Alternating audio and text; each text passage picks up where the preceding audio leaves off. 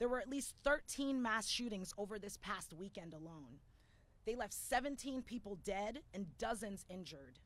Communities in Philadelphia, Chattanooga, Phoenix, and many more cities and communities have been torn apart. Families are never going to be the same again. And while mass shootings tend to capture the most of the media attention, over 100 people are killed by guns in America every single day. These are preventable deaths, preventable.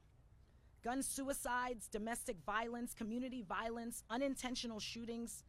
We know what will stop the crisis, but leaders in Washington must take action. That is why we're here today. The Senate needs to pass universal background checks, a foundational gun safety policy that is broadly popular.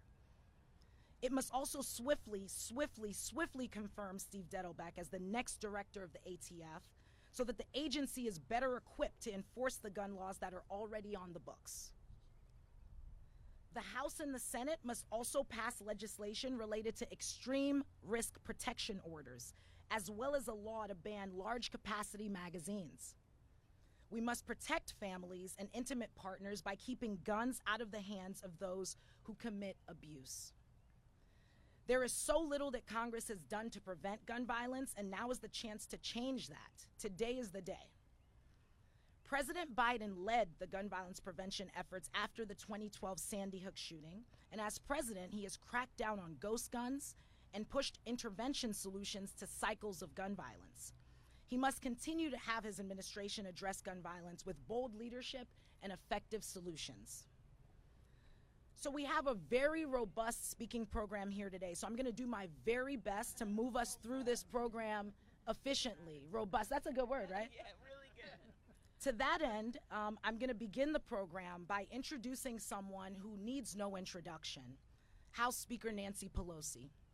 Speaker Pelosi, just one second. Speaker Pelosi, who has been a stalwart champion for gun violence prevention over the course of her career in Congress. As Speaker, she has touched the lives of millions through the passage of major legislation, including the Bipartisan Background Checks Act. As a loyal, dedicated friend to our founder, former Congresswoman Gabby Giffords, she has been with us every step of the way. And as an advocate for gun violence prevention, she has no equal. Ladies and gentlemen, Speaker Nancy Pelosi. Thank you, Sheila, very much for your very generous introduction. I accept that compliment on behalf of the House Democrats who have all been champions, many of whom are here with me this morning. It's my honor to be with you, but it is a sad, heartbreaking time when we see these beautiful flowers symbolizing beautiful lives lost to gun violence, and that the number has increased from last year. We must act. I want to thank Giffords for your leadership, but all of the groups who have participated and are represented today. My colleagues hear me say all the time that President Lincoln said public sentiment is everything. With it, you can accomplish almost anything. Without it, practically nothing.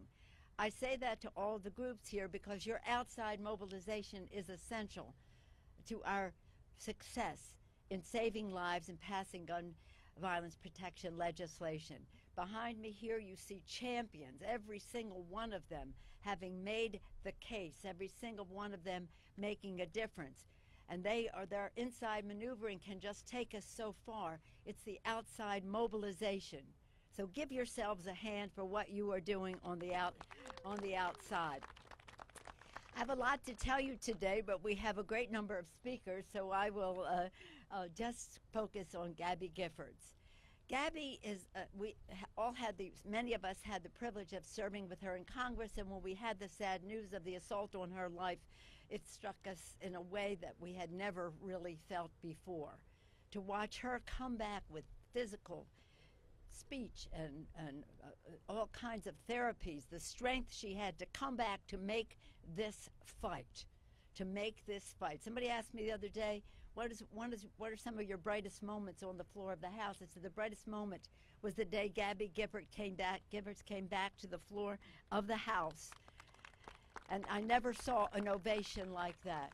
She is someone who is respected and across the country, an inspiration to so many.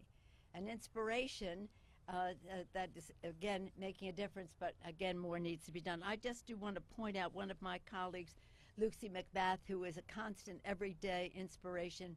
She's turned her own personal grief into action to save lives. And while many of our members are here, I want her legislation. Sheila mentioned the extreme risk protection order legislation, which will be passed, and I hopefully will be passed in the Senate. Again, she's a part of so much other legislation, and some of that is, again, what we intend to do. Raise the age to buy weapons of war, restrict access to ghost guns, outlaw high-capacity magazines, ban civilian bump stock sales, crack down on gun trafficking, and advance safe gun storage. My colleagues here will speak to that. Many of them are the authors of this legislation. I want to just talk about Haley, my constituent. We had such an event in not this large, in San Francisco the other day. Haley came and talked to us. She lost both of her parents to gun violence, both of her parents to gun violence. She's in fifth grade. And she is an agent for change. She is being raised by her grandmother. She and her brother are raised by their grandmother. Thank God for the grandmother. But here she is, a little girl, speaking out against gun violence from personal experience, but with great wisdom.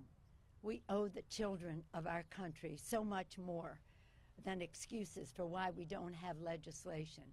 To our representatives of the teachers, Becky Pringle and Randy Weingarten, who are here, we also want to salute our teachers for their courage in all of this. But it is a message that I send to elected officials all the time.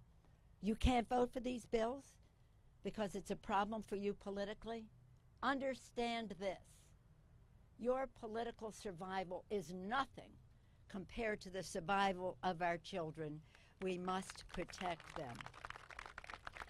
So now it is my privilege to yield the floor of them all to a great leader, a dear friend and former colleague of many of us, an inspiration to millions of Americans, an absolute force in the fight against gun violence, our former colleague, Congresswoman Gabby Giffords.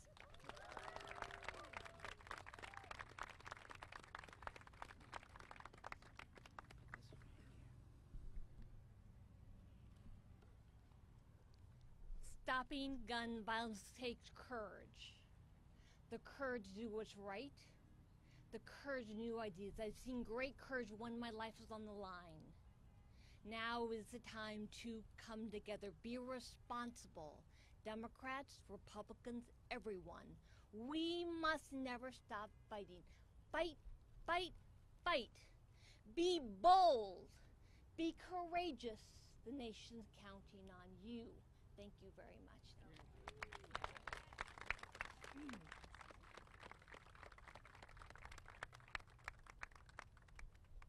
Thank you so much, Gabby.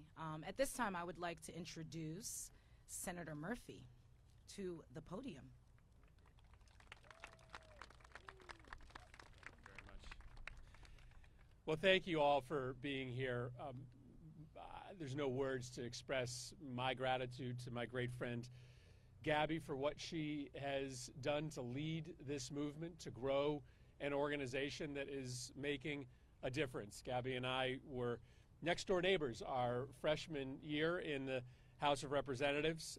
We learned a lot together, and I'm just so proud of what she has done to be able to speak truth to power. Speaker Pelosi, thank you for bringing a difference-making piece of legislation before the House of Representatives this week. It is going to save lives. It is going to put pressure on the United States Senate to do the right thing, and we are deeply grateful for your leadership. Listen, there are a lot of very scared parents and kids out there today.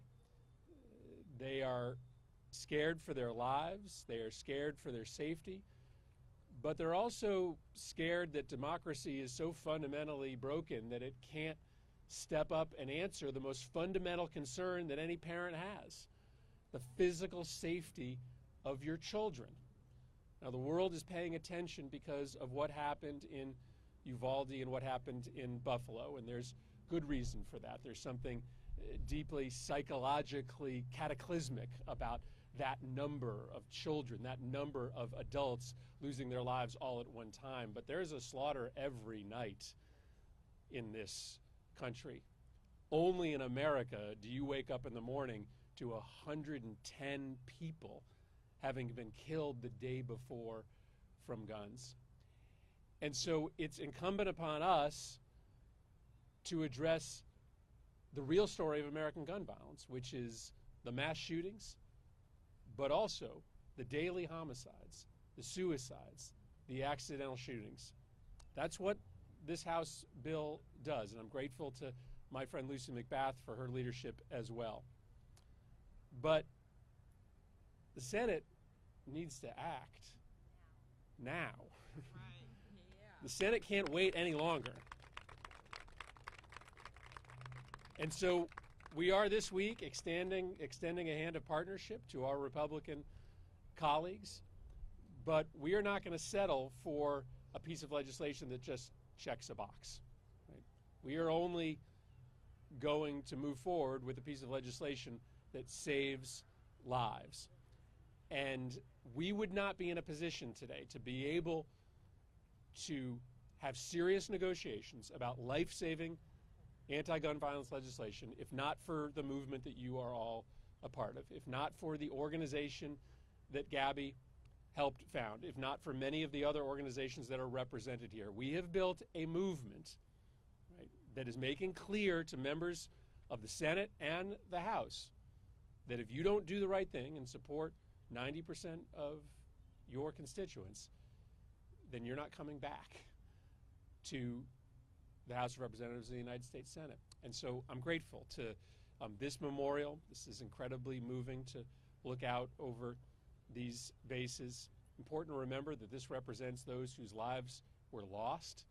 But if you look at the mass shootings since Uvalde, well, 25 people died, over 100 were injured, and those are life-altering injuries as well. The scope, the breadth of American gun violence is really hard to calculate and imagine. This just gives you a small window into the horror that we have decided to live with.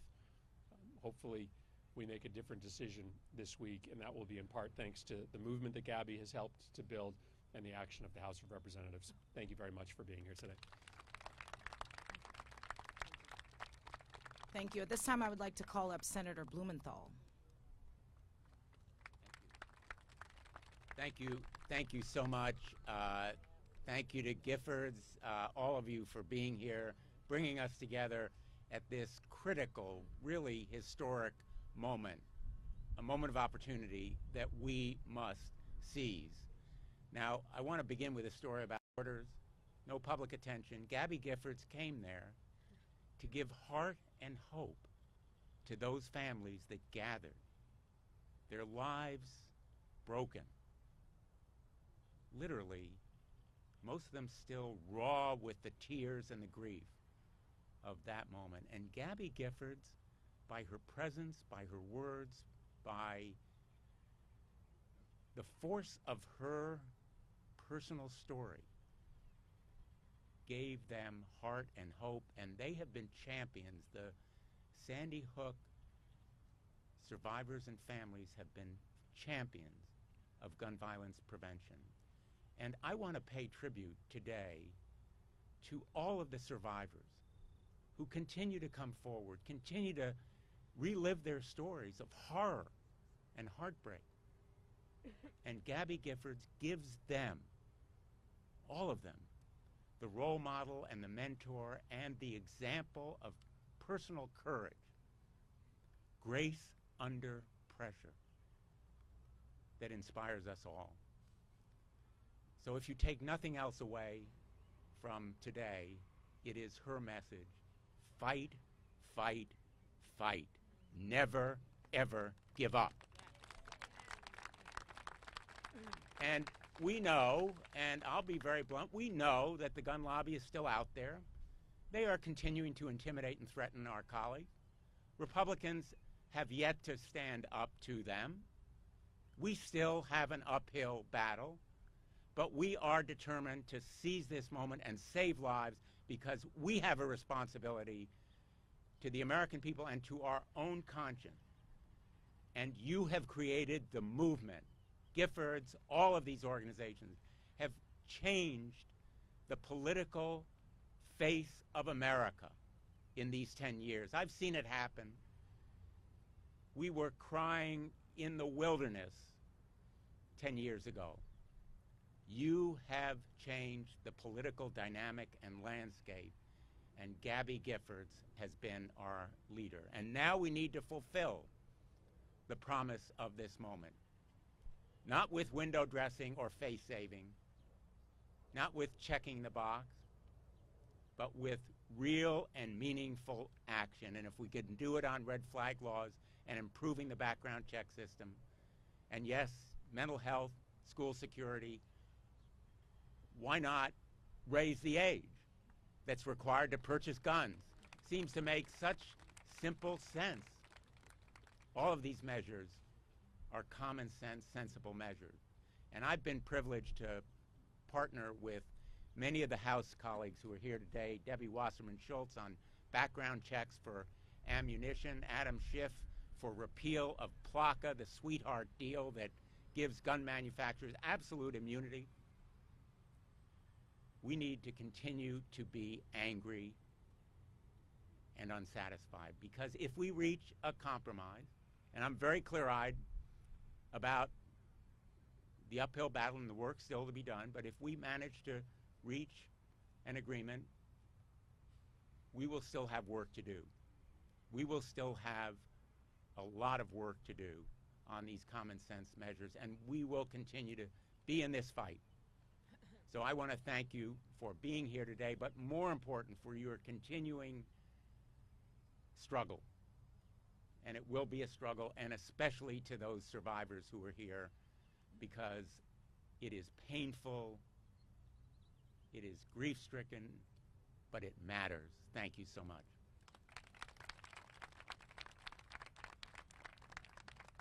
Thank you. This time I would like to call up Senator Klobuchar. Thank you so much. Thank you, Madam Speaker, for doing your job as usual. This week, as you show the Senate what you can do when you got a majority and you can pass things. And she has just been unbelievable standing with her members. I want to thank Gabby, because whenever I get down about this fight, whenever I see those little girls' pictures with their communion dresses from Uvalde, when I see the little green tennis shoes that that girl wore every single day, when I see the sports uniforms of the little boys, I think about Gabby, because Gabby never gave up. When she faced an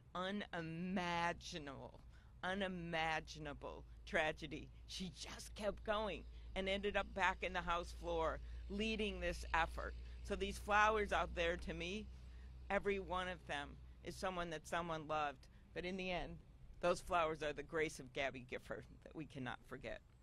So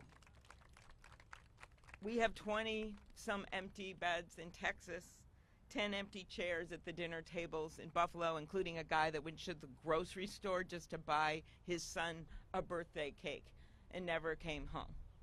That's what this is about. So when the Speaker talks about mustering the courage our colleagues must muster, I just don't think it should be that hard. Time and time again, we've seen this happen, and we know what the solutions are, because we've seen them work in certain states, and we've certainly seen them work in other countries. So how can anyone go home and explain why an 18-year-old can't get a drink, but he can go and order an AR-15 off of the internet after he gets targeted from a company with an ad destined for him? How can anyone explain that?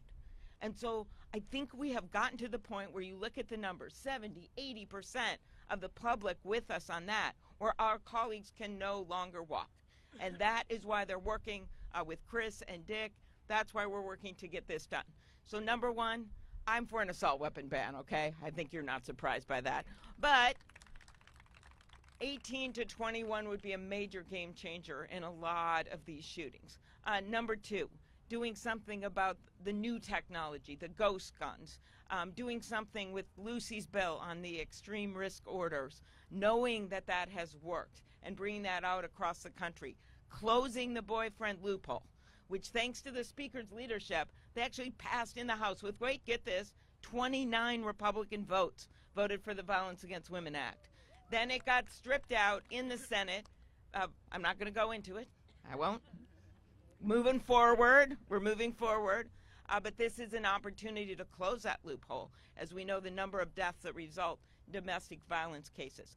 Background checks. I went to the White House after Parkland, sat right across from Donald Trump, and listened and I still have the piece of paper where I put the hash marks, where 9 times he said he was for background checks.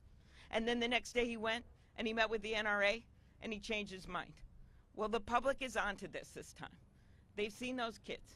They know what's happening in their state. As noted, 13 shootings over just this weekend. Enough is enough. The Senate must act. They're going home. They're hearing from their constituents, thanks to all of you. And that is the game, because the Speaker, as I said, she's going to do her job. These guys are going to do their job. And then all eyes are on the U.S. Senate. So if you're going to make a phone call, make 100. If you're going to knock on a door, do more. Just keep doing this. And we have an expansive gun culture that no one is immune from, and that it's our responsibility as Americans to make sure that everyone in this country can live freely, unfettered by unnecessary gun violence. It's bittersweet to return to this memorial again this year with you, both after another year of senseless gun violence tragedies. Another year of collective grief.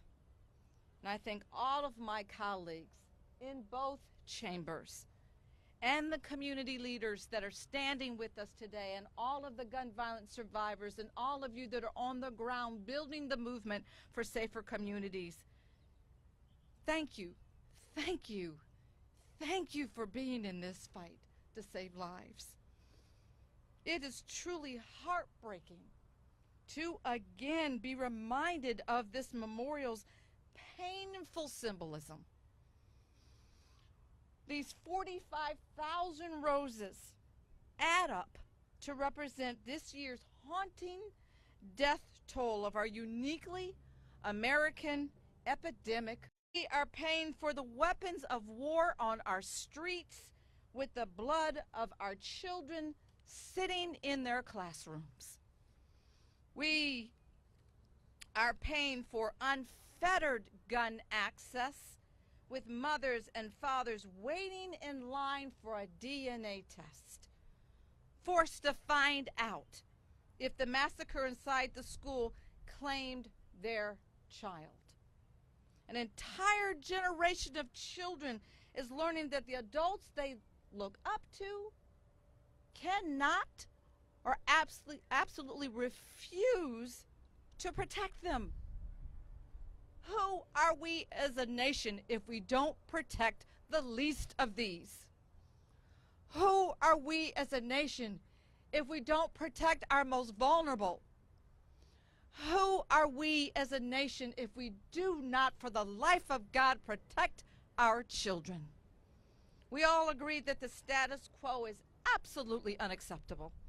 And we all understand that the murder of our children cannot continue.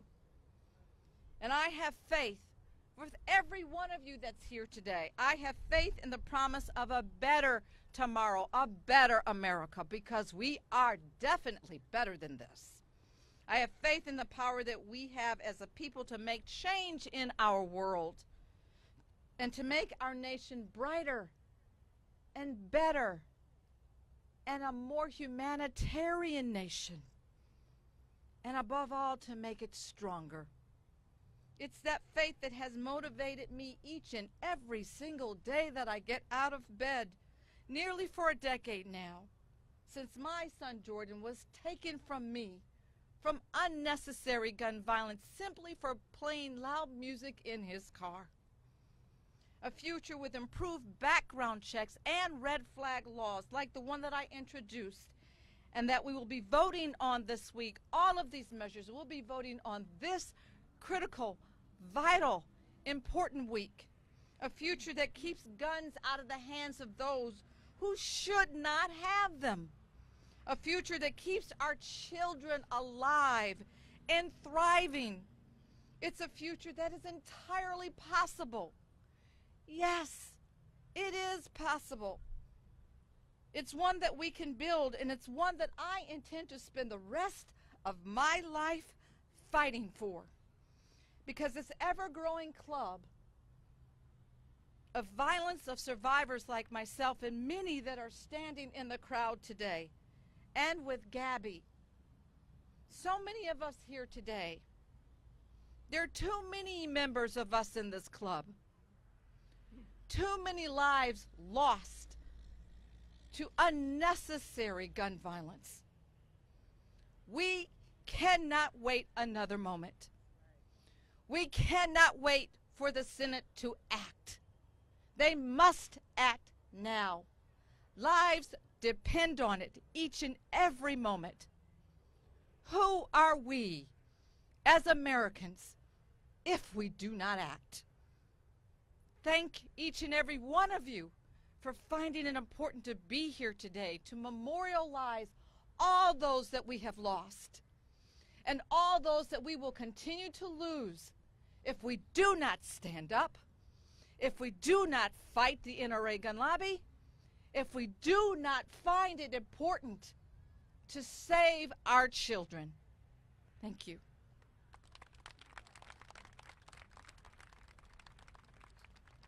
Thank you, Representative. At this time, I'd like to call up Representative Robin Kelly. Good morning, and thank you so much. I, too, would like to thank Speaker Pelosi for her courage, her bravery, and her boldness, and for always leading the House in the right direction. I also want to thank Senators Murphy, Klobuchar, and Blumenthal, because I know it cannot be easy in your shoes, but you have not given up the fight.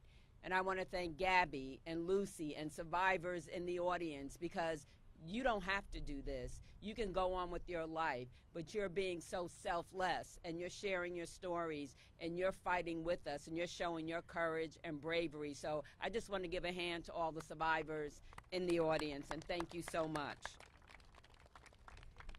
Gun shootings in America, it's no secret, it's an epidemic. From the shootings that have impacted Buffalo, Chattanooga, Philadelphia this past week, to the daily gun violence impacting cities such as Chicago, where I represent. Memorial weekend, 43 people were shot in Chicago. Last weekend, 33 people were shot in Chicago. When, tell me when, is enough enough?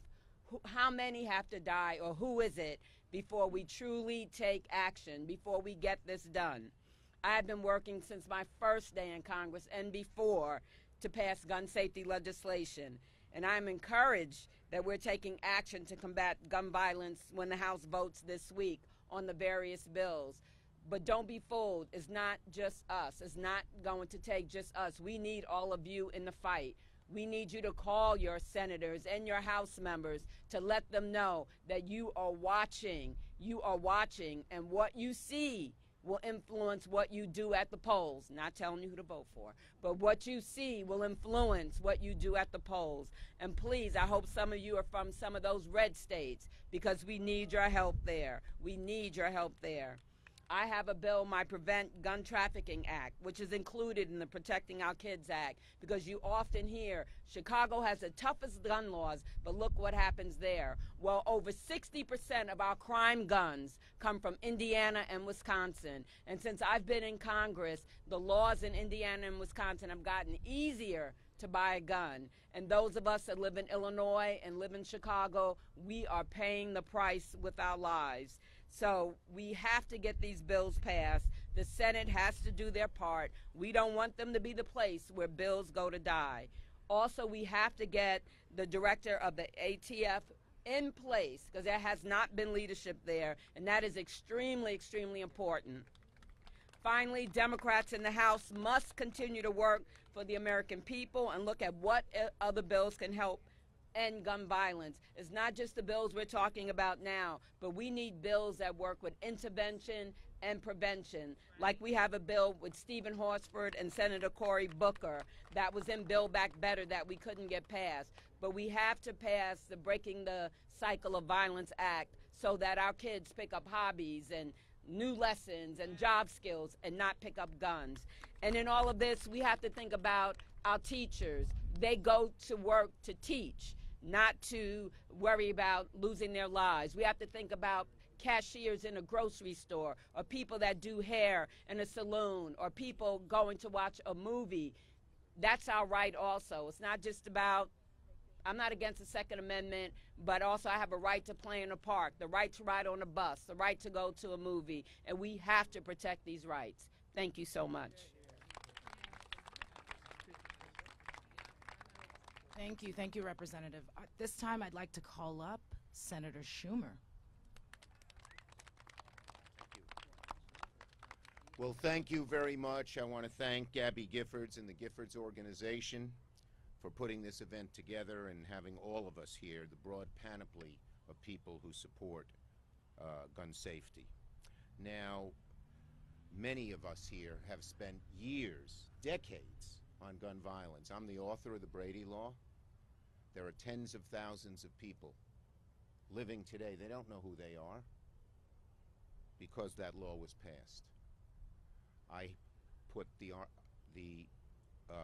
assault weapons bill through the floor of the House as well. This was in 1994, and it's amazing how little progress we have made since then. The power of the NRA is just unbelievable. But guess what? We have the people behind us. We have right behind us. We have the momentum behind us as well, and we will prevail. My father passed away in November. He's still here. And here's what he taught me.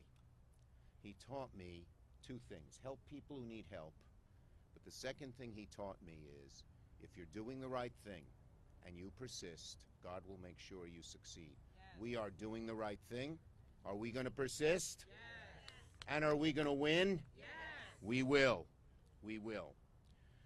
The pictures, this is such a powerful sight, and I'm sure it's been said before, but when you think of the families, the friends, the communities that are grieving because each of these flowers is planted, because a life has been taken away from us unnecessarily, and you see the increase in gun violence in the orange flowers behind us, you know that this is an issue where we can't just say the status quo is okay.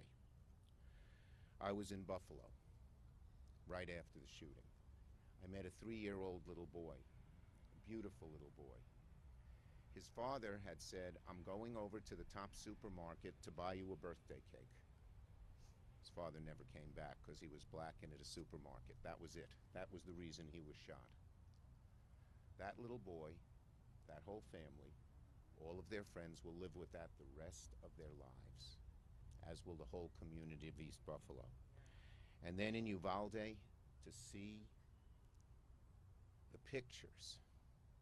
I was not there, but you see a little boy with a trophy, 10-year-old,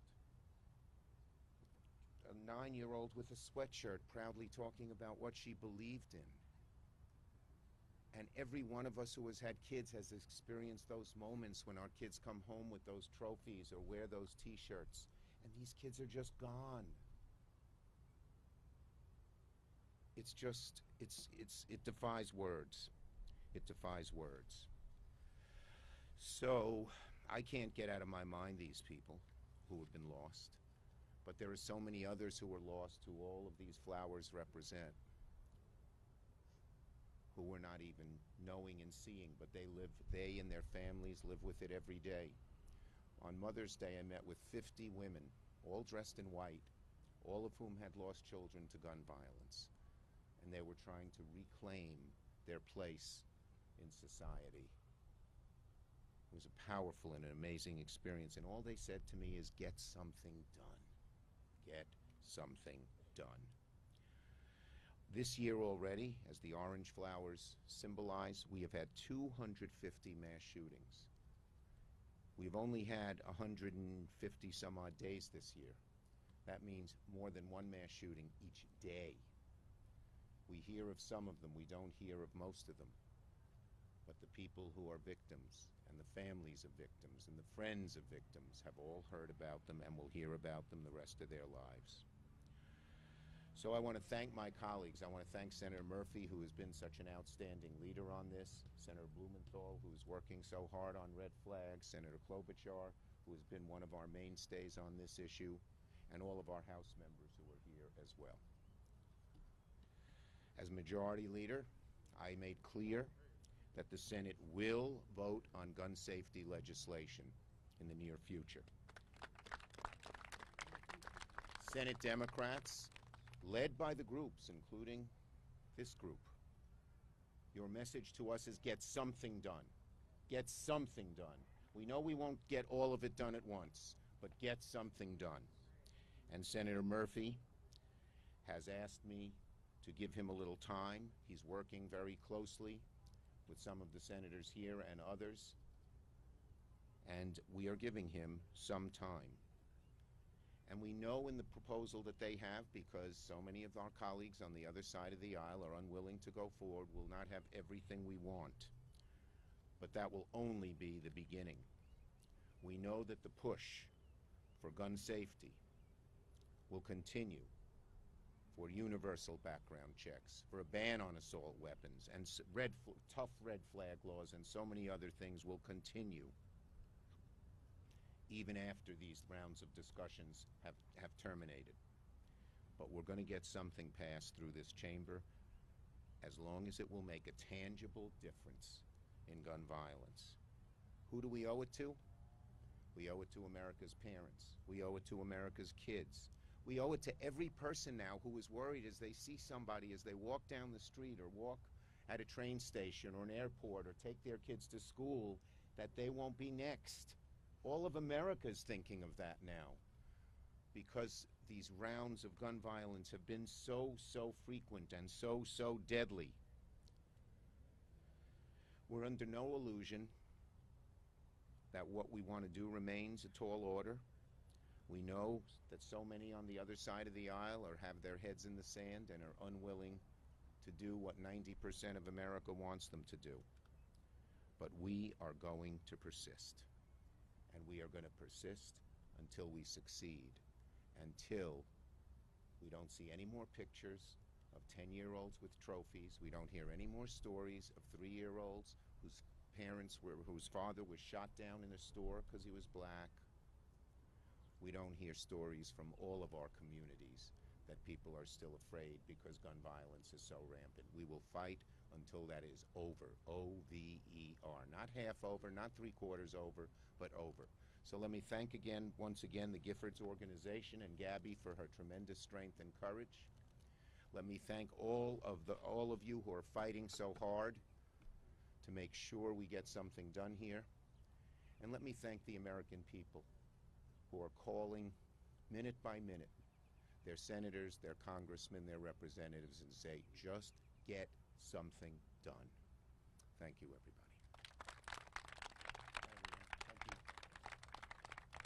Thank you, Senator. I love that. We are going to persist. All right. Hope everyone's doing okay. At this time, I'd like to call up Representative Wasserman Schultz. Thank you very much. It is seared into my memory the day that I got the call that one of my dearest friends, Gabby Giffords, had been shot. And there were hours that we actually thought she had not made it. The panic that gripped my heart, the grief, and then the relief that she was alive, and then the aftermath of the months and months that I watched her fight and kick and scratch and use that classic Gabby Giffords resolve to make sure that she could not only survive but thrive once again and live to lead the way on combating gun violence. Now, what kind of a friend would I be if I didn't let you all know that tomorrow is Gabby's birthday? So let's make sure that this week we give her one of the best birthday gifts that I know that she could receive, and that is pass meaningful gun violence legislation so that we can make sure it's signed into law and that we can save more lives. And as someone who has been a safety advocate, the cornerstone of my own legislative career for my whole legislative career has been keeping children safe. I know that you'll never know how many lives you save by the legislation that you pass, the laws that put obstacles in the path of someone who would cause harm, either through intentional or accidental harm. But we know that lives are saved. I want to share with you what I went through yesterday. Yesterday, I stood with high school kids from my children's high school alma mater in my hometown to acknowledge those students' accomplishment of raising money to fund Stop the Bleed kits to be put in every classroom in our high school. Parkland, Marjorie Stoneman Douglas High School being right up the road from our community. And the wrapping my mind around the fact that our kids in high schools are having to form clubs to make sure that their schools are safe, led by a parent, Lori Alhadeff, who lost her daughter, Alyssa, in the Marjorie Stoneman Douglas shooting. But the fact that kids are having to form clubs to raise money to keep themselves safe and to stop them from bleeding out. If, God forbid, a mass shooting occurs in their high school, instead of selling cupcakes and standing on the street corner to lure neighbors into car washes so that they can make sure they can pay for a fun prom. That is what it has come to in 2022. It's come to standing in front of a lawn full of thousands of white and orange roses that represent dead children and dead human beings.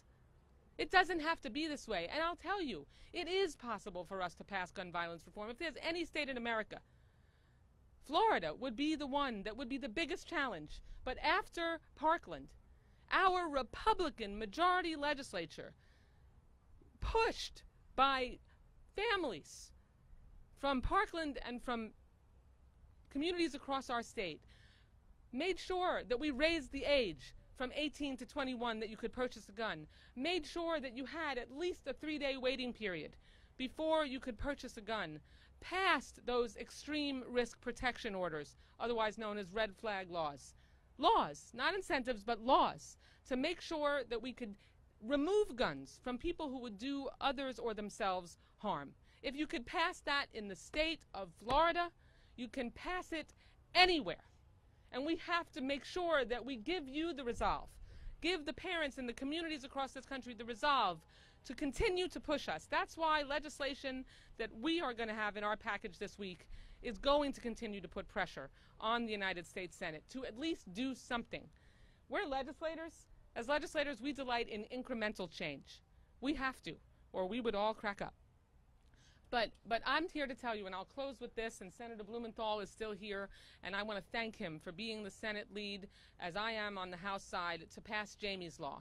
Because one of those common sense things we can do, raise your hand if you already knew that ammunition is illegal to purchase if you are already a prohibited purchaser, a convicted felon, a domestic violence abuser, or adjudicated mentally ill. Did you know? Raise your hand if you knew that it's illegal to purchase ammunition. If you were in one of those categories, there are very few hands raised. You know what? It's illegal, and we don't check. There's no background check if you're to catch whether you're a prohibited purchaser. So we need to pass Jamie's Law to just add a simple background check to make sure that someone who shouldn't have a gun and maybe can't get it because they're a convicted felon or in one of those categories also can't purchase thousands of rounds of ammunition with no questions asked. That's unacceptable, and we have to stop that. And I'm just thankful that my friend Gabby Giffords had the courage that she always had before her own tragedy, and that we are led by her every single day. And she helps give us the resolve to keep going. Thank you so much. Thank you, Representative. I'd love to call up Representative Cicilline. Good morning. I am really delighted to be here. First, to see and be with Gabby Giffords again, who I had the privilege of serving with, and to thank her and Giffords for being such extraordinary leaders in this movement, and to thank in particular my colleague Lucy Macbeth, who every single day in the Judiciary Committee reminds us of why this fight is so critical, and surrounded by so many other colleagues. And I thank our Senate leaders who are here.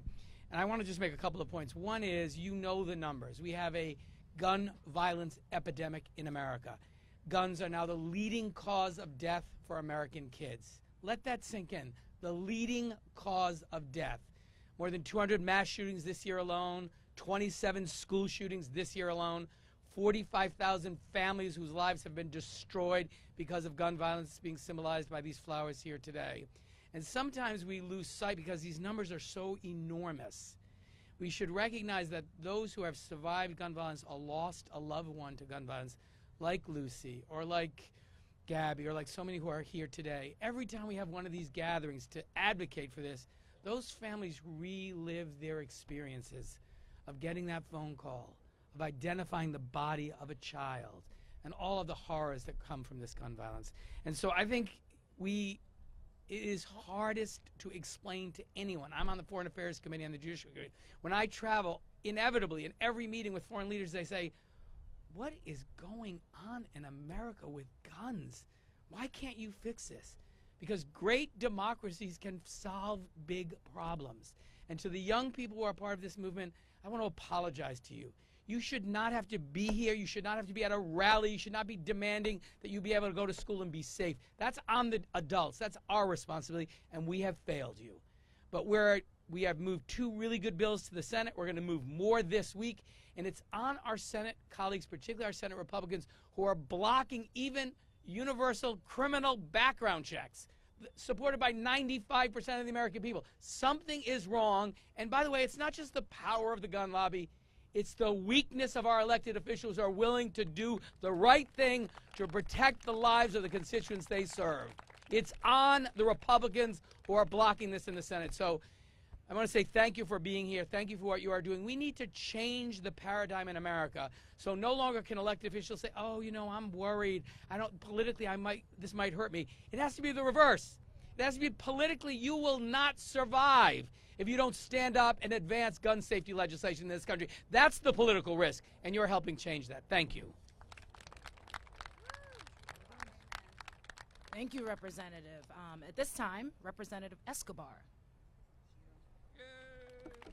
Buenos dias, everyone. Thank you so much for being here. I want to give a special shout out to the physicians, the moms, the kids, the gun owners, the Giffords participants. Thank you all for being here to put pressure on all of us.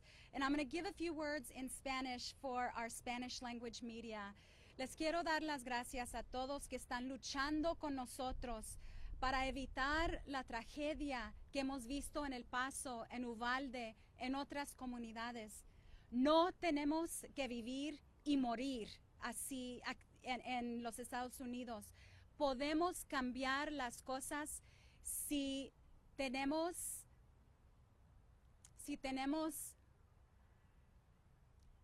la habilidad de llorar por nuestros niños, por nuestros maestros, por nuestros papás. Ya es hora de cambiar las cosas, y especialmente en el Senado. Tenemos colegas que no quieren cambiar las cosas, y por eso estamos aquí, para ponerle presión a cada persona que no quiere participar en ser parte de la solución. You know, 23 vases here on this mall are here for El Paso, Texas. In August of 2019, August 3rd of 2019, a white supremacist, a domestic terrorist, drove over 10 hours to my community to slaughter people at a Walmart who are Mexican or who he believed are immigrants, in a racially motivated killing, not unlike what happened in Buffalo. And there weren't just 23 people who were slaughtered.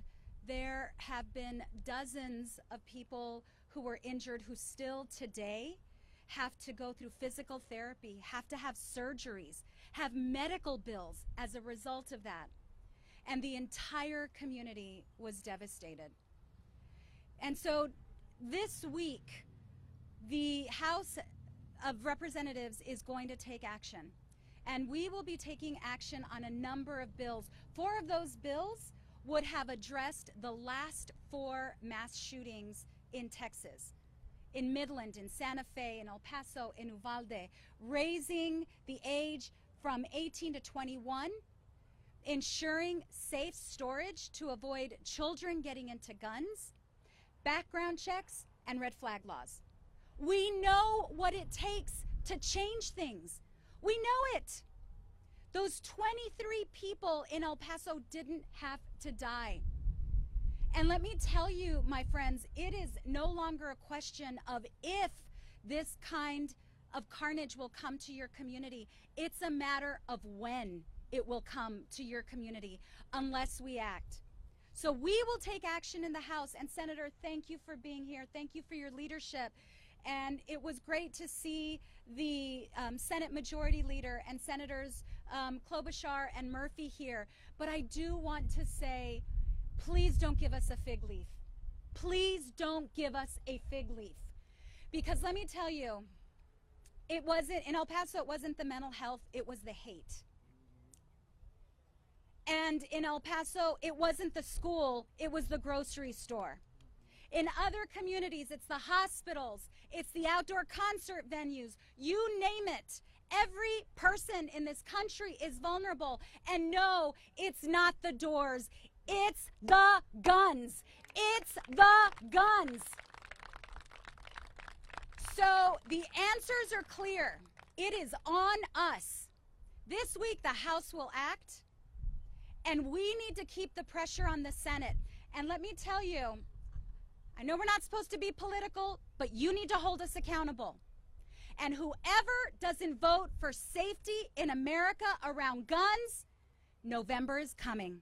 Thank you, ladies and gentlemen. Thank you, thank you. Definitely stay hydrated. I see some folks passing out water. It's hot out here. We want to make sure everyone's okay. And thank you for your patience. Would love to call up Representative Garamendi. Thank you. When actually occurred in my Senate district in California in 1989 at the Cleveland Elementary School. An assault weapon, 5 dead, more than 30 injured. AK-47. At the hospital the next day, a grieving family hoping that their child would survive. A refugee from Laos. And they asked, how could this happen in America? We came here to be safe. So in answer to Ms. Escobar's question, when has been with us a long time. Gabby Gifford, wisdom, tenacity, courage, determination, all of those and more. 435 of us have been elected by Americans to solve a critical national problem. Wisdom, determination, courage, we need that now. We just need the very same courage of those children and that teacher in Uvalde as they fought for their lives. And the courage today. Do we have it? It's blowing in the wind, my friends. It's blowing in the wind. We'll see. Thank you.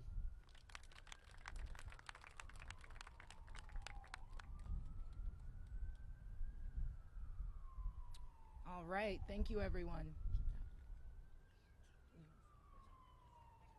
All right, so we have just heard from all of our elected officials, our senators, our representatives, and we really want to thank them for making time for us today despite their extremely busy schedules. So I'd love to just do another round of applause for all the representatives that spoke today.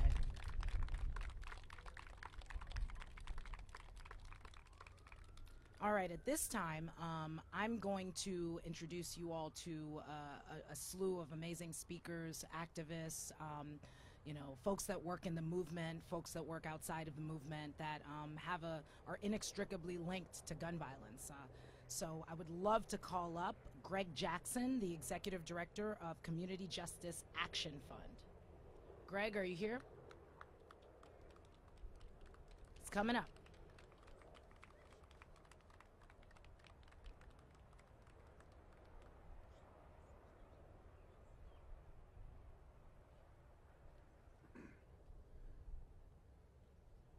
All right, good morning. Good morning. All right, thank you. I can always count on DC. So I'm Greg Jackson. I'm the Executive Director for the Community Justice Action Fund. We're an organization committed to ending gun violence in Black and brown communities. But I'm also here as a survivor of gun violence. And for too many of our communities, memorials aren't as beautiful as this. You know, on my corner, there was a young woman who was shot on a corner store on 16th Street. And her memorial is 6 bullet wounds in that corner store, 6 bullet holes. When we were in Buffalo, when you look at everything surrounding Top Supermarket, their memorial were flowers, balloons for those who have been lost, for grandmothers that have been lost. And since I was shot in 2013, every year we've seen 100,000 people shot or killed by gun violence like this. And so that means nearly 1 million people have been lost or directly impacted by gun violence. And those are more than just stats. Those are real people from our community. People like Karan Brown, who from my neighborhood and was part of a mentorship program I was a part of, lost his life days after organizing his own Stop the Violence event with the Boys Institute. Like Pearl Young, 77 years old in Buffalo, who was a former first lady of her church and gunned down by an assault rifle. Like Micaiah Wilson, who was shot while simply getting ice cream in her neighborhood and lost forever. And Pamela Thomas, who was so afraid of violence in her neighborhood here in Northeast DC that she wrote her own eulogy before being shot and killed in front of her son Rufus. These flowers do not represent numbers or stats. They represent real people, real lives, and real trauma in our communities every day. And what I will say is that the communities are resilient. We have leaders behind me, leaders to the left of me that are fighting every single day to do this hard work to save lives and putting their lives on the line every single day. People like Dante Barksdale in Baltimore, who devoted his entire life to doing violence intervention work, underpaid, overworked, and unfortunately lost his life to gun violence while trying to intervene in conflict. We know that our communities have the leaders that are doing the work. We have the organizations that are doing the work. We have the city leaders that are doing the work.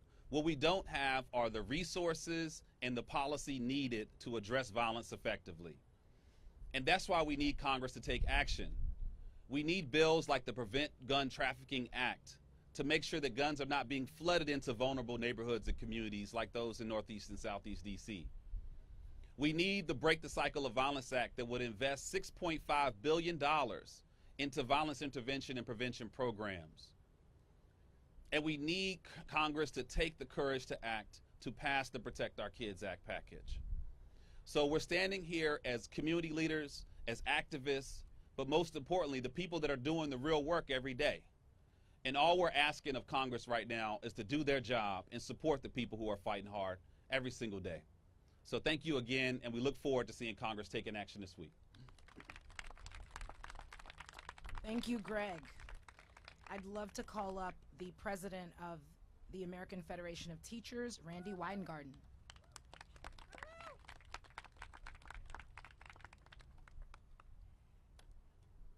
So, everyone has spoken so eloquently and from the heart about what we need and what we want and what we demand and what we cry for and what we press for.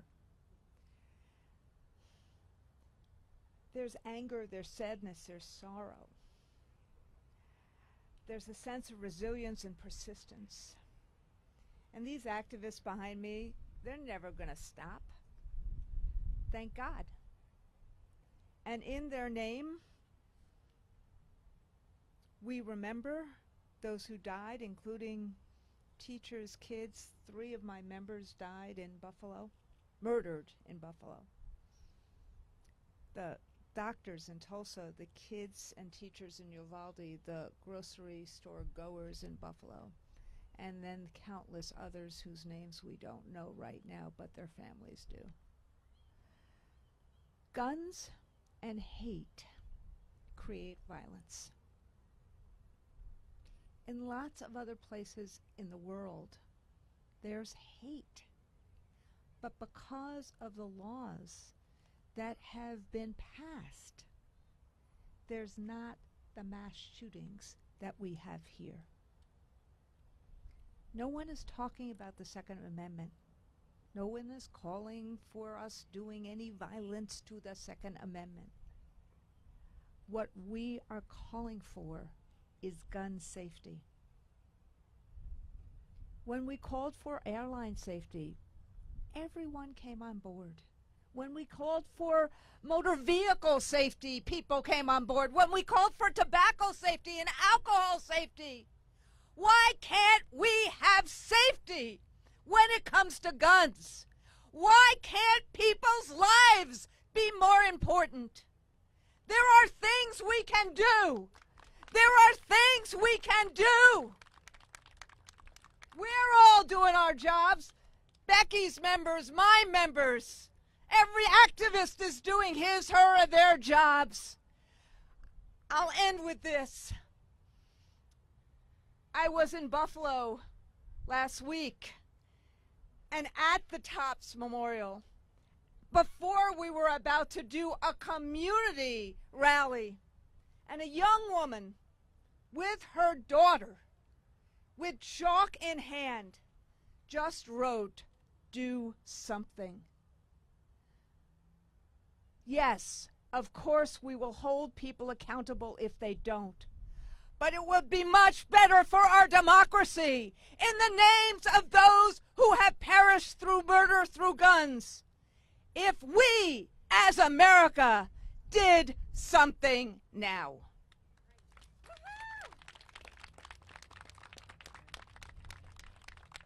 Thank you, Randy. Fired up. I'm excited. At this time, I would love to call up Tia Bell, the CEO of the Trigger Project. Good morning, everyone. Happy Gun Violence Awareness Month, not because of the joy that is absent when we lose as survivors, but because we have an opportunity as survivors to bring together and become true fellowship and display power and loss in a way that brings us essence and grace and tragedy that we don't get to do a lot. So I just start today as a survivor, as a founder of a nonprofit organization aiming to prevent gun violence, with gratitude for everyone, with the courage you used today to show up. I want to acknowledge that because we're pushing policy, we're pushing laws, we're standing here together, but it is very hard to wake up and get up and do what we do, being if you're on one side of the camera or the other. So I just want to start with gratitude for Giffords and for the fellowship of all of us survivors. Please give yourselves a hug for me. I've used a lot of my 2 minutes just to explain that and bring that, but I want to share that as the founder, I'm 6'4", so I want you guys to hear me, but I'm the founder of the Trigger Project. It's the True Reasons I Grabbed the Gun Evolved from Risk project. It started in 2019. I was a survivor like Gregory. My mom got shot in her left leg when I was just 10 years old. And between almost losing my mother at 10 and then losing my uncle at 17, I lost more friends than I can count. So I stand here today, of course, in again, fellowship with PUSH for gun safety and gun sense, but I ask and beg of you that you think about the many people that are just 2 miles down the road that are suffering from the spread of gun violence. Here at the Trigger Project, we look at gun violence as a disease. The CDC studies gun violence as a disease because it spreads through modeled behavior. So there are true reasons I grabbed the gun that evolved from risk. Risk like high emotional distress, despair, lack of opportunities, support, and services. So we need the resources, we need the funding, because we're going to keep doing the work. but we need to last. So that hopefully in 20 years when my newborn son is finishing college or finishing whatever endeavor he wants to pursue at that young age, he can be in a safe world. I thank you. I ask that you guys push to invest in prevention. We have the many gun policy laws for safety, the many gun policy laws enact, again, for intervention, but prevention is the absence of disease. I ask that you guys invest. I thank you again for your time, your courage as survivors, and my condolences. Bless you.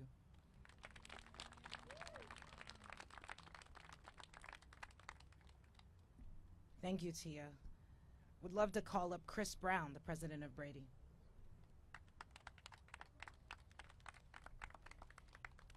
Morning, everyone. My name is Chris Brown. I'm the president of Brady. And I just want to say thank you to Giffords for hosting this event, for giving us a platform, all of us in the gun violence prevention movement, all of the survivors that I see, and all of you, thank you for joining us today, because we're on the right side of history. I hope all of America is paying attention, because we collectively, all of us, have had enough. We, as parents, as children, as mothers, daughters, nephews, nieces, look every day and wonder, are we safe? Can we walk down the street? Can we go to the movies? Can we go to school? Can we shop at our grocery store and be safe and not be targeted by a combination of hate and complete ease in accessing guns in this country? It's hard for me to reflect on how many horrific things all of us have been witnessing over the last couple of weeks, in particular on the news, about the impact of gun violence. For many of you here today, you know that well, deeply, and personally. One that sticks with me the most as a mother of an 18 and 20-year-old is a conversation that a mother in Uvalde had with her daughter, terrified after being in the school, obviously grateful to have survived. She asked her mother, "Mommy, what picture will you show of me when I'm shot at school?" Just let that sit for a minute and understand that the trauma we are inflicting on our children is horrific. And the thing, as the president of Brady, that upsets me the most is that it is absolutely preventable, because laws work. Laws actually work. And I don't have to say that in a hypothetical way. I know it, because Jim and Sarah Brady passed the Brady background check system, and it's been in effect for more than a quarter century. And guess how many gun purchases have been stopped by that law? Over 4 million and counting. More than 600 every single day are stopped. And you know what is the most upsetting part of this? That still 1 in 5 guns is sold today with no background check at all. And the answer is very simple. It's sitting in the Senate. And it has been for over a year. It's called H.R. 8. And it stands for a very simple proposition that I think is very important for every single American, you all know, but every person listening to understand. When the Brady Law was enacted in 1993, it was before something called the internet was invented. It's before gun shows were big business, and today they are. As a result, private sellers, not technically subject to the Brady Law, because they weren't around in big number at the time, can sell guns with no background check at all. And people are dying every day because of this. That's what's at stake. And let me just say something, I think, about the Second Amendment here. What we're talking about with the Brady law and all of these bills that the House is marking up is our public safety. It is about whether we live or die. It's about our right, constitutional rights, enshrined by John Locke and forward, to life, liberty, and the pursuit of happiness. No American wants a version of the Second Amendment that is an insurrectionist version that swallows every other basic right, including the most fundamental right to live. So I ask members of the United States Senate, because the House has done their job. We have a few members in the United States Senate that belong to one party that say things after Uvalde like, oh, it's about the doors. And they somehow are using talking points from the National Rifle Association that haven't been updated since the last slaughter at schools. But I think Americans are fed up, don't you? I think Americans want change, and I stand with all of these amazing organizations, with all of you activists. We are strong, we are mighty, we are standing for justice, we are standing for saving lives. We want the Senate to act. Yes, please confirm Steve Dettelbach to be the head of ATF. Put a law enforcement agent at the top of that agency, and the Biden administration needs to continue to do all it is doing already to fill any gaps in the law. Let's make that happen. Thank you very much. Thank you, Chris. Joanna and Ikea Hardy from Guns Down Friday. How y'all doing today? Look, let's take a moment. That big bang, gun violence really traumatizes us, because that bang just sent us all, woo. So how y'all doing again? I'm a little nervous. I'm in the streets a lot. I don't really do stuff like this. So, yes. Good afternoon, everyone. My name is Miss Hardy, and I am the founder of Guns Down Friday. I want to first give honor and show love to every family under the sound of my voice that has lost a loved one to gun violence. Due to gun violence, we have lost little babies, children, students, mothers and fathers, sisters and brothers, friends and neighbors. I would also like to show love and honor to our community activists, law enforcement, and active elected officials that are creating change in our community and world. Today we are here because America wants change. While mass shootings capture most media attention, 100 people are killed by guns in America every day in preventable gun suicide, domestic violence, and community violence. Today we are here not asking for change, but demanding. In my community, we are discriminated on even after death. In the eyes of the law, black lives are devalued even after death. 2 years ago, Council Member Trayon White introduced a bill aimed changing the way the legal system values wrongful death lawsuits linked to black victims, called the Stormaya Bill. A bill that says all lives are equal, even after death, no matter the race or gender. This bill has yet to be passed, alongside with so many other bills, programs, fundings, sitting idle because Congress chooses to do nothing.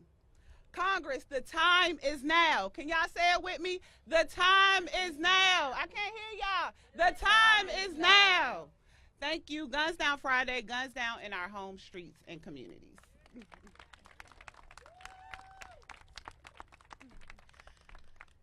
Hi, hello everyone. My name is Ikea Hardy, and I am the Executive Director of Women in Heels. I joined Joanna as the frontline staff in our city aimed towards reducing gun violence. I particularly work with women and youth girls just to provide them resources so that they are less likely to be involved in any gun violence activity. As the frontline staff, this job is not easy. It's very hard on our mental, and a lot goes into this that we don't get to talk about often because of the work that we do and the what goes into it. So I just wanted to take this time to say that we need more resources and more aid, more funding in our fight to reduce gun violence right here in our own city. And so that's all I have. Thank you for this opportunity and this platform, and I look forward to continue to do the work. Thank you. Thank you both. Thank you both. Dr. Joseph Saccharin from This Is Our Lane. Well, good morning. It's great to be here, and I want to thank Giffords for putting together this event. Look, I come to this conversation both as a survivor of gun violence and someone who's a trauma surgeon in Baltimore. And every day we face the horrific reality of gun violence in America. You know, I'm grateful to be surrounded by so many friends and activists and survivors, but the fact that we're here means that we are here at the cost of people's lives. And I'll tell you what, as we stand on the heels of Uvalde, where children were massacred at school, and Buffalo, where you had a person that massacred a black community. As you've heard earlier, these mass shootings that get the attention of the media and the public are less than 2% of the public health problem we face. And in fact, in cities like Baltimore, where I work, every day, like last night when I was on call, we have young black men, we have pregnant moms, we have high school students that are being slaughtered on our streets. And we have the responsibility to tell those stories. You know, when you think about what's happening in America, we continue to wake up day after day with these senseless tragedies. And of course, these flowers that represent those that have died are so significant. We always talk about the death. But don't forget that for every one of these deaths, there are about 2 to 3 non-fatal injuries. And it's not just the physical trauma. It's also the mental and the emotional trauma. I mean, imagine this. A child in America took blood off of a dead classmate and rubbed it on herself in hopes that if the gunman came back, he would think she was dead. That's happening in America now. We should be ashamed. This is unacceptable. I love my job. I love what I do. But the best medical treatment is prevention. And I can't tell you the worst part of my job is having to go out and to talk to these moms and dads and explain to them that their child that left that morning is never coming home again. There's no more birthdays or graduations. They're just left with simply the picture of their child on that wall. We can't accept that. We must not accept that. And you want to know what? When you look at Americans, Americans are not divided.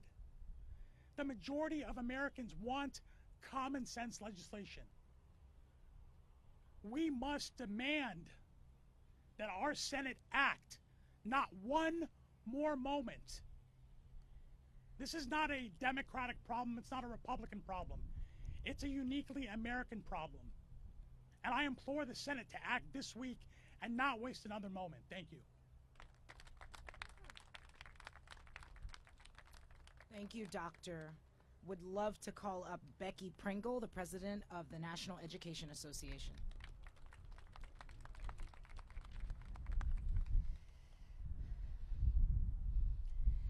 I wish I could shut up, but I can't, and I won't.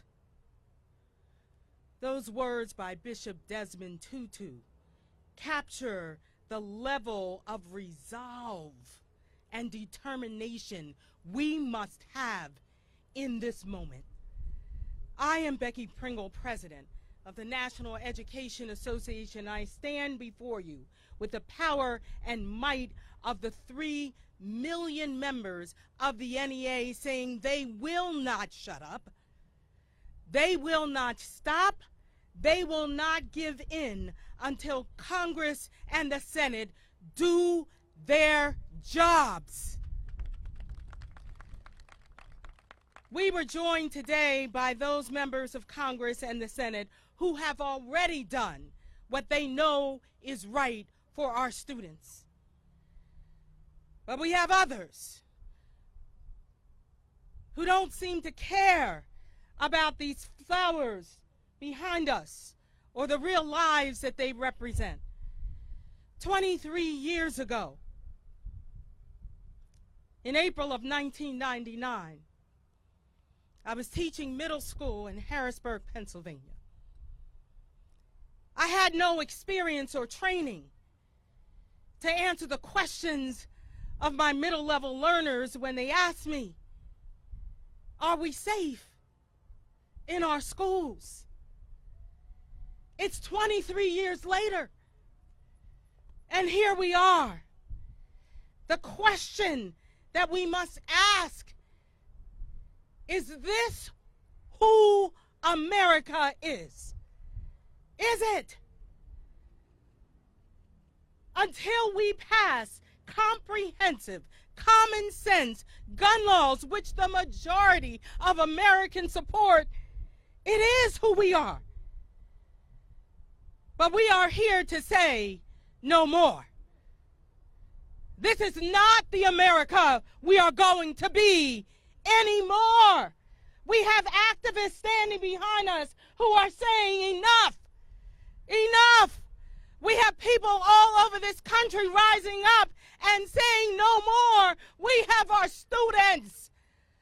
Our students are babies who are begging us to do what's right. We will rally, and we will organize, and we will vote, because our students, our babies, are depending on us to be worthy of them. I know we can do this. Can we do this? Can we do this? I know we can, and we will. Thank you so very much. Thank you so much, Becky. Would love to call up Wisdom Cole, the director of the NAACP's Youth and College Division. Good morning. My name is Wisdom Cole, and I serve as the National Director for the NAACP Youth and College Division. I also come to you today as a former teacher and a survivor of a school shooting. Gun violence must end today because it impacts real lives. And one thing that I've learned over my 10 years of organizing and activism is that sometimes you don't have to be the voice for the voiceless. You just have to pass the mic. So I'd like y'all to welcome Mr. Derek Lewis from Texas. Good morning. I greet you with a smile, but my heart is definitely broken. My name is Derek Lewis. I serve as the National Field Organizer for the Youth and College Division. I'm also from Lamarck, Texas, a small town in Texas right along the Gulf Coast. But within that small town that I call home, I always represent Lamarck, Texas, 409, Texas, Westside, Texas, G County, Texas, is that town and that community is filled and plagued with gun violence. I'm not here because I want to be here, but I'm here because I'm here on behalf of those lives that were taken away, of those who I know too well. Lil Pratt, Mike Parker, Rodney Stahl, Carlton Smith, Perry Preston, Jordan Boxley, Tavon Hubbard, Bria Lockett, and M. Deasy. Those lives who were taken too early, some weren't able to see 28, most of them weren't able to see 21. This is a result from easy access to guns and a lack of investment into youth, the community, or as I like to call it, we need the resources. We live in a society where the access is easier to get a gun than it is to cast your vote on a ballot box. Mass shooting after mass shooting, our society is not in the greatest health condition. Thoughts and prayers can only go so far.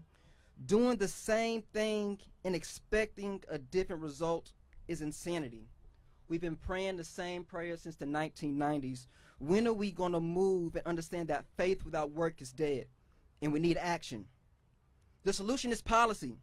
It's radical love to create a healthy society that is proactively protecting black people. Radical love that invests in youth in the future to ensure that they can be the future community leaders and the leaders of tomorrow and or today. Radical love that will put people over profit. So my ask is very simple. Is that we have real leaders who understand faith without works is dead, that no thoughts and prayers but policy, banning AR-15s, universal background checks, establishing domestic terrorists, yes, I said establishing a domestic terror list, and enforcing red flag laws. This has been enough bloodshed to act, and clearly to any elected official, and for those who have voting power, if they don't act, vote them out.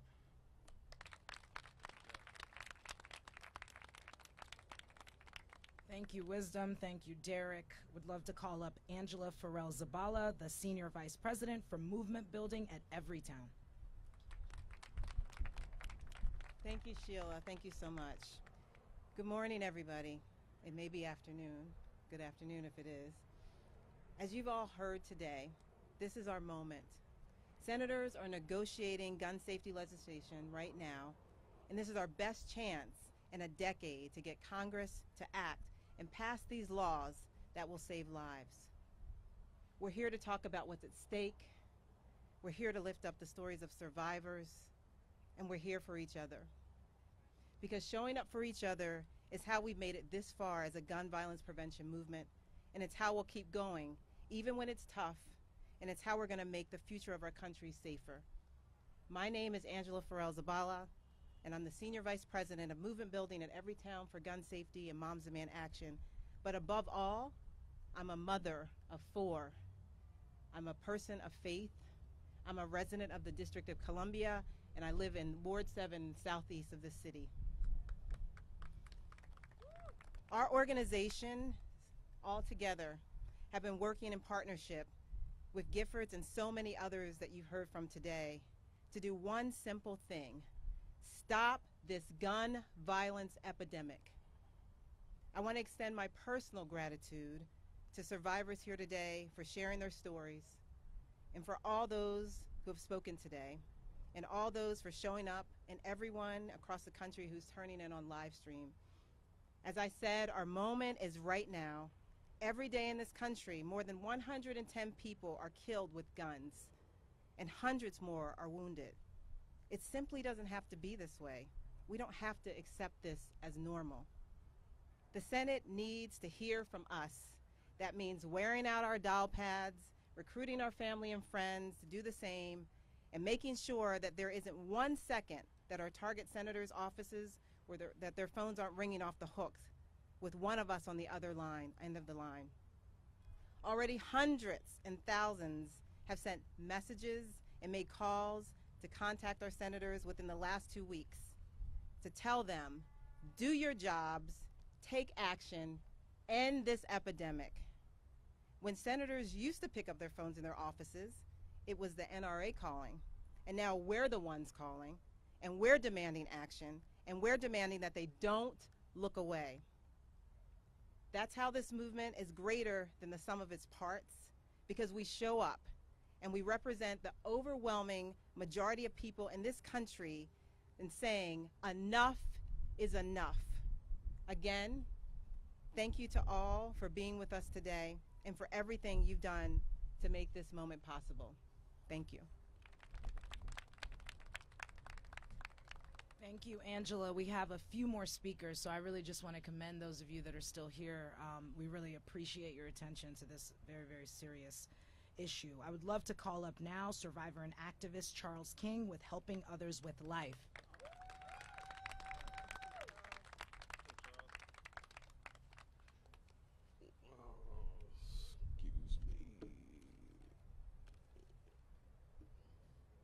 Good morning. It's still morning. I'll start off by saying thank you to everyone who came out to support me and to support everyone with this event, especially the people from Building Blocks. I really appreciate y'all being here and being patient with the process. This is an organization here in D.C. that was founded by the Executive Office of the Mayor that has a very large impact in the violence reduction here in Washington, D.C. My name is Charles King. I'm the founder of Helping Others with Life, which is a nonprofit organization here in Washington. And I am a violence intervention specialist with the Office of Neighborhood Safety and Engagement under the Executive Office of the Mayor here in D.C. I am a gunshot survivor. I'll start by saying the word proactive. I say proactive because it's important in taking, in today's climate with gun violence.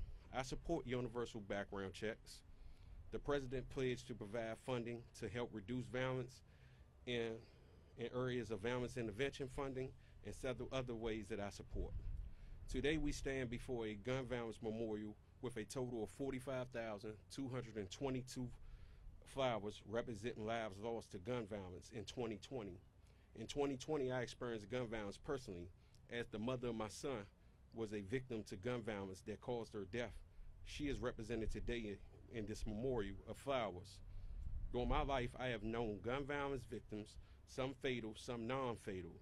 Now today I am on the front lines doing the work personally to help reduce gun violence by having a proactive approach.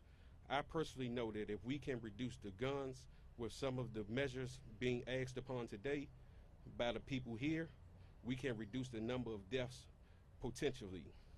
I stand before everyone here with everyone here to collectively help hopefully save some lives. I stand here hoping that our voices are heard so we don't have to experience another Buffalo or Texas incident.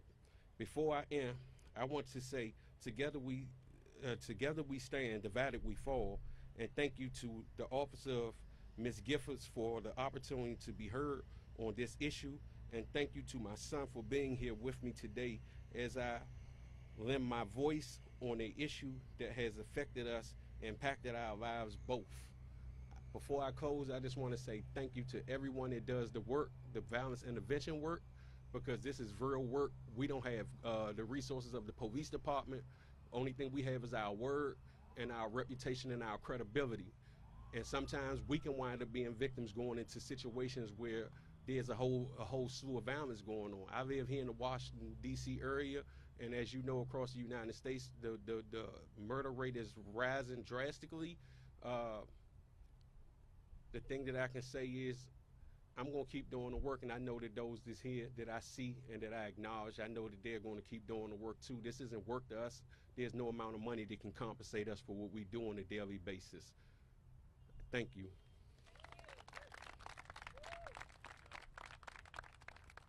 Thank you, Charles, and thank you for your patience. Would love to call up John Gold with Gun Owners for Safety.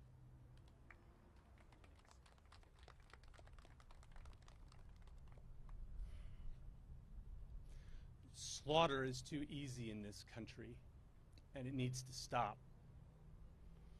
I've already been introduced, so I'm going to move forward. I was told today to make this personal, and I'll get there.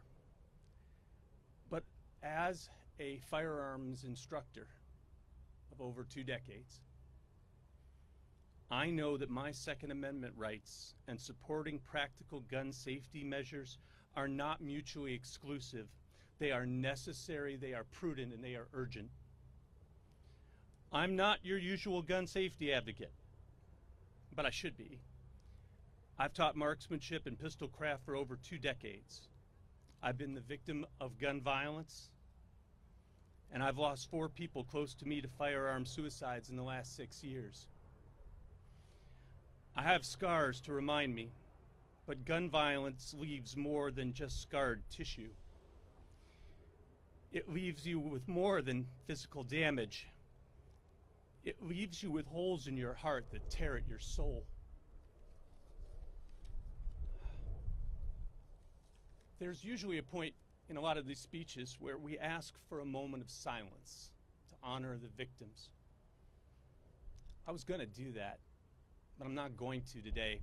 I'm going to ask you for something else. I'm going to ask you to never, ever be silent again. Tragedy is never positive, but if you have any questions about the need for our voices and why they need to be heard, you need to know that they've been answered not just since Columbine, not just by Sandy Hook, not just by Pulse, but by the deaths that have permeated and terrorized our American way of life since the 1970s, when semi-automatic weapons came home from Vietnam. Since gang violence permeated city streets and rural hills, and since open carry made it okay to intimidate and promote fear in America's everywhere. Silence is what got us to a threat level where Buffalo shoppers are hunted in their grocery stores and Uvalde children are slaughtered in their schools.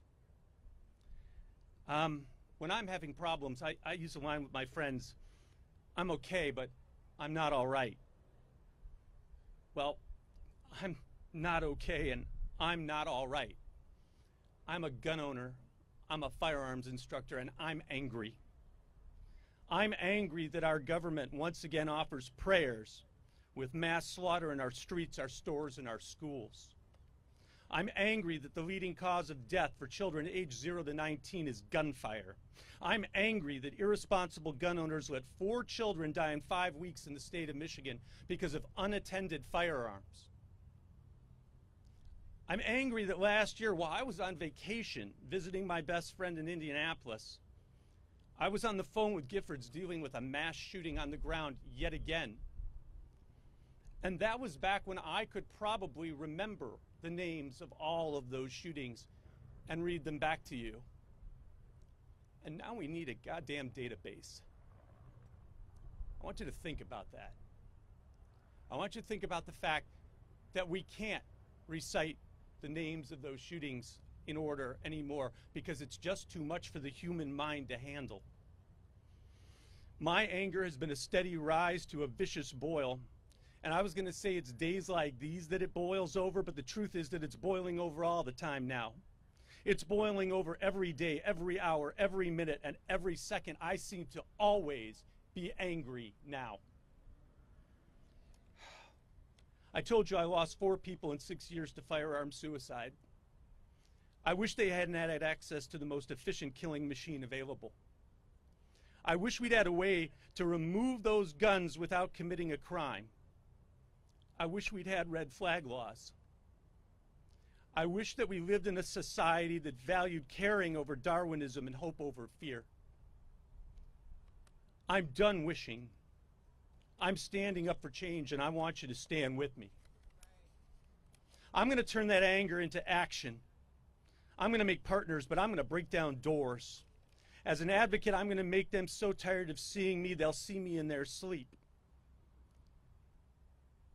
I'm not going to live in fear anymore. I'm going to stand in front. And my message to the members of Congress who can't seem to find a way to value human life over power, so should you. Thank you. Thank you, John Gold with Giffords Gun Owners for Safety. Would love to call up now Mariana Mesa, a Courage Fellow with Giffords. Mariana?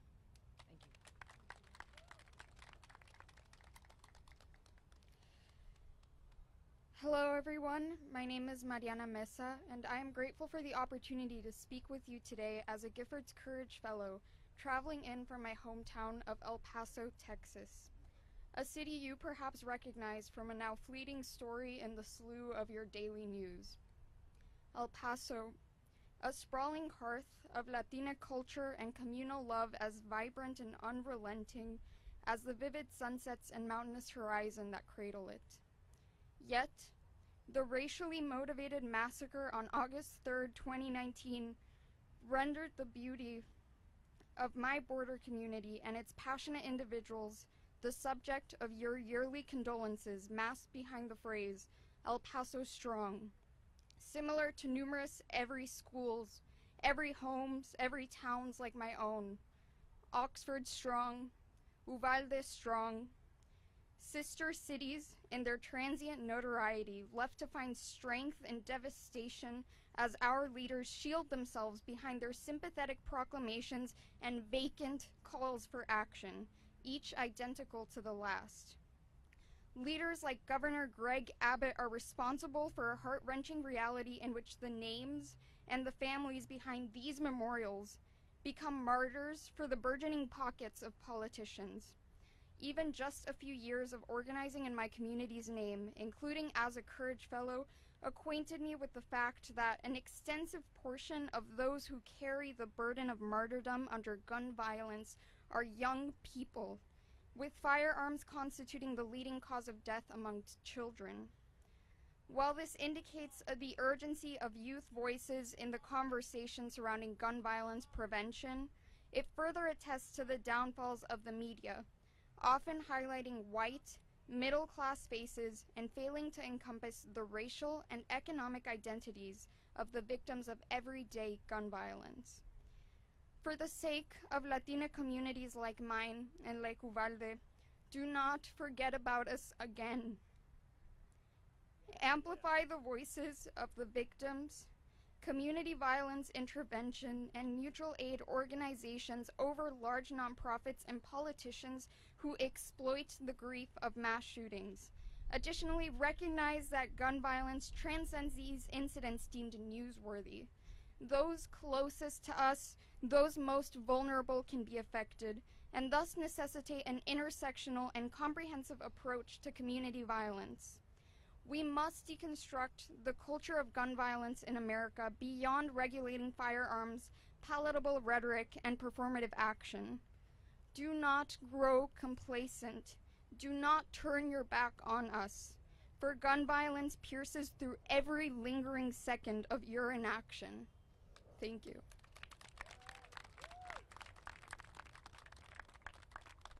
Thank you so much, Mariana. Last but certainly not least, Mariah Cooley, a board member at March for Our Lives.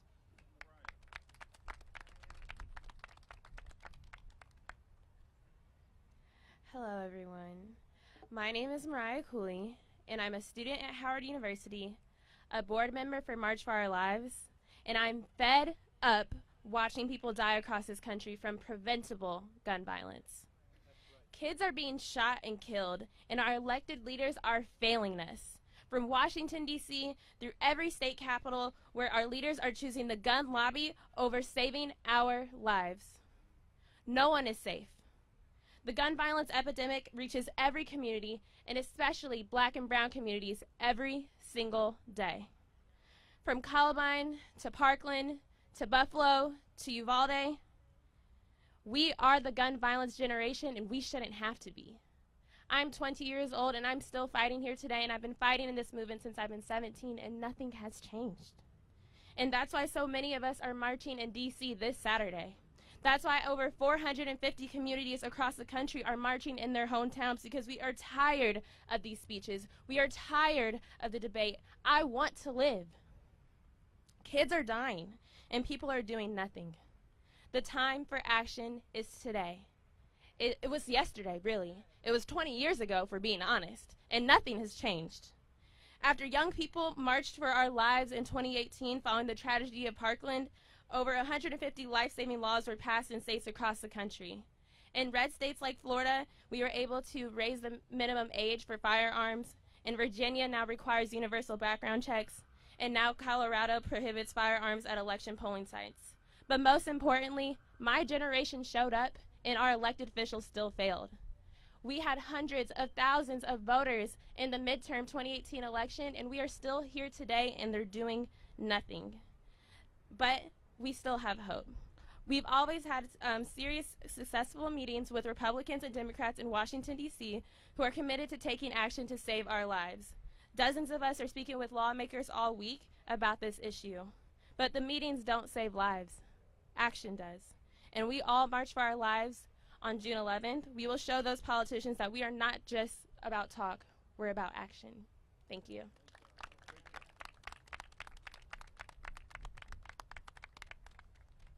Let's give everyone a round of applause. This has been a long press event, and I'm just really so excited that you all are still here and that you all are passionate about saving lives.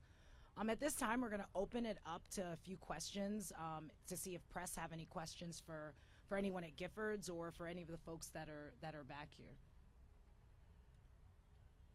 Are there any questions?